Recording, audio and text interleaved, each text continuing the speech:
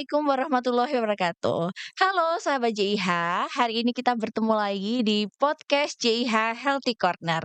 Perkenalkan, saya Dr. Ardel yang hari ini akan menemani sahabat JIH untuk membahas tema podcast yang menarik banget. Temanya apa? Hari ini kita akan membahas stroke penyakit orang tua.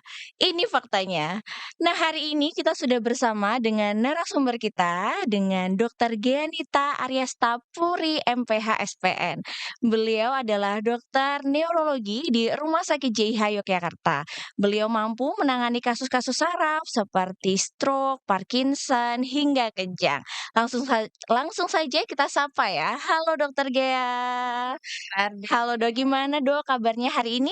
Alhamdulillah sehat. Alhamdulillah. Dokter akhir-akhir ini kesibukan dokter apa nih Dok? Biasa ya, masih poli Poli ya? Oke, dokter, sekarang kita mau bahas kasus yang banyak Dok dibicarakan.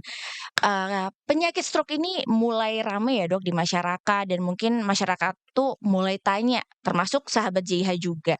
Sebenarnya stroke itu apa sih Dok? Jadi kalau kita ngomongin stroke ya, stroke itu adalah suatu serangan mendadak ya, serangan mendadak di otak. Kalau kita ibaratkan itu, otak itu kayak pusat komandonya kita, pusat komando tubuh ya, Ya, kita bisa bergerak, bisa bicara, bisa merasakan sesuatu. Nah, untuk bisa bergerak ya, bekerja dengan sedemikian rupa, kita butuh aliran darah yang cukup pasokannya ke oke. otak. Ya, Ya, karena itu mengandung nutrisi dan ya, oksigen. Kalau misalnya dalam suatu kondisi aliran darahnya itu terhambat, katakanlah tersumbat, ya, ya, dalam hal ini stroke iskemik ya yang oke, paling sering, ataupun misalnya pecah pembuluh darah, stroke oke. perdarahan, Siap. maka area yang terkena itu jadinya tidak bisa bekerja. Jadi munculnya ya nggak bisa ngomong, terus Oke, bisa juga pelok-perot sebelah gitu, oke, bahkan bisa sampai pingsan. oke. Jadi stroke itu adanya bisa sumbatan dan bisa juga perdarahan ya, Dok, ya. Tapi sebenarnya apa benar sih, Dok, kan kalau zaman dulu gitu, nggak mungkin nih, aku kan masih muda, nggak mungkin ya aku kena stroke gitu. Biasanya kan ini identik ya, Dok, sama penyakit orang tua. Itu sebenarnya bener nggak sih, Dok, Iya. mitosnya kayak gitu? Oke, jadi ini persepsi yang masih banyak banget ya bahwa, dikatakan stroke itu adalah sakitnya orang tua. Jadi ini sebetulnya nggak sepenuhnya betul, tapi juga ya kadang-kadang misleading juga ya, karena sebetulnya memang betul dengan bertambahnya usia gitu, pembuluh darah kita kan rentan mengalami kerusakan gitu. Tapi sekarang trennya udah berubah nih. Oke, Banyak pasien-pasien stroke itu usia muda di 30-an awal, 40 atau bahkan lebih muda lagi gitu. oke, Kenapa? Karena sekarang tuh pola hidup kita juga udah berubah ya, oke. begadang, stres, Oke, jarang olahraga gitu, oke, makan makanan yang tinggi lemak, garam, oke, gula gitu, sehingga itu menjadi faktor resiko untuk terjadinya stroke usia muda gitu. oke, Bahkan sekarang ada yang kita sebut, young stroke gitu ya, jadi oke. stroke-stroke di usia 45 tahun ke bawah. Mhm mhm. Dan ini tuh bukan suatu yang langka gitu, tapi memang ada, nyata Oke, gitu ya. mhm, Apalagi kalau kita ada kelainan-kelainan bawaan, ada autoimun, ada oke, gangguan pembekuan darah, nah itu oke, bisa menjadi faktor resiko stroke di usia muda. oke. Jadi memang ini kan kalau anak muda bukan anak muda ya, Dok, Mhm, usia muda itu kan pasti stresor mungkin pekerjaan, iya. terus makanan kita yang fast food aja kayak gitu. Berarti, faktor resiko tersebut sebetulnya bisa dihindari ya, Dok, ya. Nah itu, dengan cara apa, Dok? Kita misalnya aku nggak mau nih kena stroke gitu, apa aja yang mungkin bisa dilakukan untuk para sahabat JIH biar tidak terjadi stroke di usia muda, Dok? Oke. Jadi seringkali stroke usia muda ini, munculnya mendadak dan kita Oke, nggak tahu gitu karena oke, kita oke. tidak screening, Oh ya, kita nggak tahu ternyata mungkin kita punya hipertensi oke, yang, tidak terkontrol, mhm, diabetes gitu, yang semuanya itu kita baru tahu ketika kita cek. oke, Atau yang lebih mengkhawatirkan sebenarnya baru kena stroke, baru kita tahu ternyata, oh kita punya hipertensi, oke, kita punya diabetes mhm gitu. mhm, Nah, jadi yang pertama tentunya pola hidup Oke ya, olahraga. Olahraga tuh nggak mesti yang berat-berat, oke. maraton, triathlon, yang penting konsisten aja setiap Iya hari jalan pagi 30 menit gitu iya, ya, terus makan makanan pola makan yang sehat, oke, terus istirahat, kelola stres yang paling penting iya, gitu ya, dan yang pasti kasih waktu untuk tubuh dan otak kita buat istirahat. Nah, oke terus jangan lupa kalau yang namanya preventif tetap harus medical check up. oke Ya, brain check up dimulai dari pemeriksaan darah rutin, pemeriksaan, tekanan darah gitu, oke. sampai dengan imaging gitu dan lain-lain. Oke. Dokter, kita malah belum sempat bahas apakah stroke ini tuh munculnya tuh tiba-tiba sih, Dok? Kayak tiba-tiba ada sumbatan di kepala atau tiba-tiba ada perdarahan di kepala, dia tuh muncul dengan gejala apa dan apa aja sih, hal-hal yang harus diperhatikan, untuk mengetahui gejala awal stroke ini, Dok? Iya, sering banget stroke ini nggak ada gejalanya ya, Iya, muncul gitu tiba-tiba. Nah, sehingga kita, penting tadi mhm, medical check up iya, gitu. Nah, ada juga yang sebetulnya udah ada nih mhm tanda-tanda mhm, gejalanya oke yang kita sebut transient ischemic attack gitu oke, ya. Jadi, gejalanya sama kayak stroke gitu mhm, ya, tapi dia udah sembuh duluan gitu, sembuhnya cepat. Nah, seringkali pasien-pasien itu karena, oh udah sembuh jadi mhm, mereka nggak kontrol, padahal oke, faktor untuk bisa berulangnya tinggi mhm, sekali, bahkan bisa lebih berat, oke, gitu. mhm. Jadi, sebelum itu terjadi kita harus medical check up rutin, kontrol tekanan darah gitu. Jadi kita tuh ngecek itu Mmm, medical check up bukan karena kita takut sakit, tapi iya, karena kita mau sehat, oke. gitu. Itu yang pada takut, Dok, biasanya, "Nanti aku kalau medical check up, entar ketahuan lagi aku sakit apa." Nah, jadi ibaratnya tuh kayak rumah kebakaran gitu Iya ya. ya, Dari luar rumahnya tampak bagus-bagus aja mhm gitu, mhm, padahal ternyata dalamnya kabel-kabelnya udah korslet tuh pelan-pelan. oke, Sama kayak badan kita, kita tampak segar bugar, mhm, nggak ada gejala, tapi ternyata pembuluh darah kita udah mulai rusak oke. pelan-pelan. Dan Nah, itu disitulah mhm, pentingnya screening. oke. Dan itu bisa dilakukan preventif ya, Dok, Betul. atau pencegahan? Oke. Dokter, ada juga yang banyak nih, Dok, yang nanya kayak, "Orang tua aku tuh ada riwayat stroke," gitu. "Aku takut deh, aku bisa stroke juga." Apakah benar, Dok, stroke ini juga erat kaitannya dengan kayak penyakit keturunan? Jangan-jangan aku punya keturunan stroke juga nih, Dok? Oke, jadi gini, kalau kita bicara keturunan atau genetik gitu ya, Iya, eee, memang kalau misalnya orang tua kita punya hipertensi, oke. kolesterol, Mhm, diabetes atau faktor, pernah stroke gitu, tentunya faktor resiko kita untuk terkena juga lebih tinggi. oke Tapi yang perlu diingat bahwa, faktor keturunan itu bukan suatu vonis ya. oke Jadi kita bisa break the chain nih, kita bisa oke putus mata rantai itu dengan pola hidup sehat gitu ya. oke Jadi itu bukan vonis, tapi lebih kepada alarm kita oke. untuk bisa sedari dini kita jaga pola Iya, makan, gaya hidup kita diperbaiki, stop merokok, alkohol iya. gitu. Jadi, stroke itu 90%-nya itu bisa dicegah. Oke. Jadi walaupun orang tua kita tuh ada riwayat stroke, itu belum tentu, bisa terjadi juga pada kita ya, Dok, ya? Oke.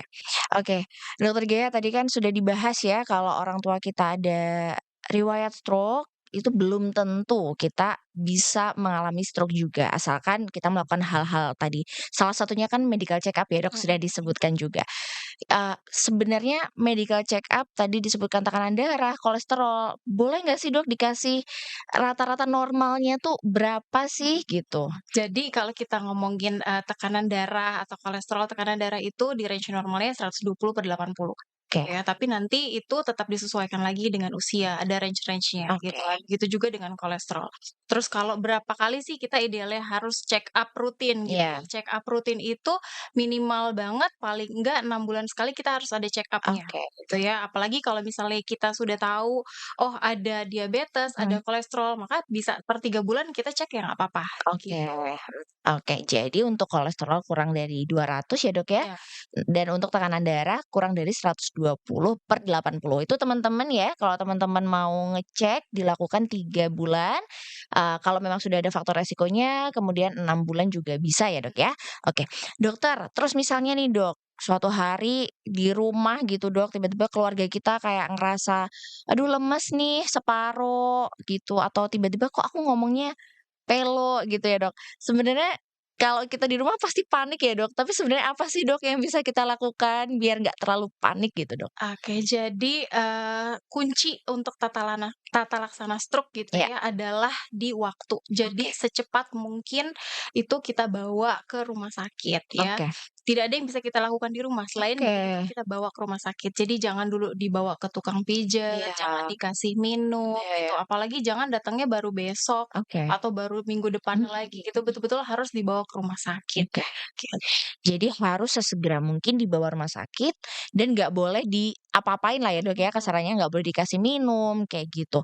Kemudian rumah sakitnya boleh mana saja atau seperti apa, Dok, yang harus kita pilih gitulah ya untuk kondisi ini? Oke, idealnya adalah dibawa ke rumah sakit yang punya layanan stroke ya. Oke. Kalau di JH kita ada JH Fast Stroke Iya, gitu. Jadi untuk pasien-pasien yang memang serangannya itu dalam golden period, karena mhm, kita di stroke itu ada golden period ya empat yes, setengah jam, di mhm, mana kalau memang serangannya masih di 4,5 jam, maka chance untuk bisa kembali pulihnya itu lebih besar dibandingkan kalau sudah prolong gitu mhm, ya. Nah di 4,5 jam itu kita bisa ngapain sih gitu mhm, kalau di JH itu kita iya, nanti akan work up dari mulai cek lab sampai dengan imaging sesegera mungkin, oke sampai dengan kita tindakan trombolisis. oke, Jadi trombolisis itu kalau ibarat pipanya iya, tersumbat ya, mhm, kita mau, mencairkan lagi, mhm mengambil cairan-cairan, bekuan itu gitu mhm, ya melalui proses trombolisis. Nah tentunya trombolisis ini juga syarat dan ketentuan berlaku ya, oke nggak semua pasien yang di bawah 4,5 jam bisa kita trombolisis. Jadi oke, nanti tetap ada screening-nya dari mulai gula darah, mhm, tekanan iya darahnya, terus juga riwayat penggunaan obat-obat sebelumnya, iya, riwayat operasi besar sebelumnya. Kalau memang masuk kriteria, maka akan bisa kita lakukan trombolisis. trombolisis, oke, Nah, sampai di situ kita, trombolisis itu masuk obat ya lewat infus, kita lihat nih selama 1 jam. Kalau misalkan belum ada perbaikan ya, yang signifikan, maka kita cek ulang nih. Kita oke, akan pemeriksaan imaging lagi, mhm. MR angiografi, Mhm, sampai dengan DSA ya. Di iya, JH kita punya DSA, jadi DSA itu lebih kayak Google Map-nya pembuluh darah oke, ya. Kita bisa lihat kondisi pembuluh darah itu secara real time. Kalau memang sumbatan, sumbatannya sebesar apa, sumbatannya di mana. Kalau sumbatannya di pembuluh darah besar, ya kita bisa lanjut ke namanya trombektomi, oke gitu ya. Jadi sumbatannya diambil, oke ya di cath lab kita. Kita sudah punya cath lab, jadi nanti akan dari DSA itu lanjut ke tindakan neurointervensi, gitu. oke, Tidak selesai sampai dengan fase, emergensinya iya, saja, kita akan lanjut lagi ke neurorestorasi. Jadi oke, setelah stroke itu kan, otak tuh butuh fase pemulihan, iya, pulih lagi, sehat lagi untuk kita bisa, bicara lagi, bisa bergerak lagi, itu namanya neurorestorasi. oke Jadi komponennya adalah dari mulai fisioterapi, okupasi terapi, terapi wicara, oke sampai dengan stimulasi otak, oke, gitu. Jadi itu betul-betul terintegrasi dari mulai tadi fase iya, preventifnya, mhm brain check up, terus ketika fase emergency, mhm sampai dengan neurorestorasinya. mhm, Kita dengan kolaborasi, nanti ada dokter bedah sarafnya, iya dokter saraf, dokter jantung, iya, penyakit dalam, dan juga rehab medik. oke, seru banget nih ya, Dok, untuk pembahasan kita kali ini. Jadi kalau sahabat JIH ada keluarga yang mungkin tiba-tiba pelo atau tiba-tiba, lemes gitu ya, Dok, separuh, itu sebaiknya langsung dibawa ke rumah sakit dan lebih baik di rumah sakit yang mempunyai alat-alat atau mempunyai dokter-dokter spesialis gitu ya, Dok, untuk membantu, recovery dari pasien stroke ini gitu ya. Dan di Rumah Sakit JIH Yogyakarta kita ada dokter spesialis saraf, kita ada dokter bedah saraf, kita punya, buat imaging atau pemeriksaan penunjang, kemudian bisa buat terapi juga gitu ya, Dok. Oke, Dokter Gea. Nah, Dokter Gea, ini ada nggak sih, Dok, pesan-pesan untuk sahabat JIH? Dokter Gea ini kan banyak menangani ya, Dok, kasus-kasus stroke seperti ini. Mungkin ada pesan-pesan, Dok, kepada sahabat JIH agar hal ini tidak terjadi kepada kita semua. Silakan, Dok. Oke, jadi, pesan saya sebetulnya untuk yang masih muda, masih bekerja aktif ya, berkarya, bahwa jangan anggap stroke itu adalah penyakit orang tua gitu, Oke, karena trennya udah berubah. Sekarang di usia 30, 40-an awal juga sudah banyak yang terkena stroke. iya, Jadi intinya kita pencegahan dini itu sebegitu penting gitu ya, dimulai dari olahraga, kelola stres, jaga pola makan, stop merokok gitu, lalu, medical check up rutin, jangan nunggu sakit baru kita medical check up. Mmm, gitu ya. Pokoknya kita itu cek untuk sehat, bukan karena kita takut sakit, iya, gitu. oke baik. Nah teman-teman seru banget ya pembahasan kita hari ini. Jadi untuk sahabat JH semua, bahwa penyakit stroke itu ternyata tidak selalu dialami oleh pasien orang tua. Bahkan mulai dari anak muda pun sudah bisa mengalami stroke juga ya, Dok. Dan mungkin untuk sahabat JH yang melihat atau menyaksikan orang-orang yang tiba-tiba lemes paruh atau pelo, bisa segera dibawa ke rumah sakit JIH karena di sini kita ada dokter Gea nanti sebagai spesialis neurologinya yang bisa membantu, dan di rumah sakit JIH juga ada alat-alat yang bisa mensupport kasus ini bisa terlaksana dengan baik gitu. Nah jadi sahabat JIH itu tadi pembahasan terkait stroke. Mudah-mudahan dengan tayangan ini bisa menambah wawasan sahabat JIH terkait penyakit stroke. Untuk dokter Gea, Dok, terima kasih banyak sudah Sama-sama. meluangkan waktunya. Semoga dokter Gea selalu sehat juga ya, Dok, ya. Baik. Dan untuk sahabat JIH, nantikan podcast selanjutnya dan jangan ketinggalan promo yang ada di Rumah Sakit JIH. Teman-teman bisa cek di Instagram, TikTok, dan YouTube @Rumah Sakit JIH. Terima kasih ya teman-teman semuanya. Wassalamualaikum warahmatullahi wabarakatuh.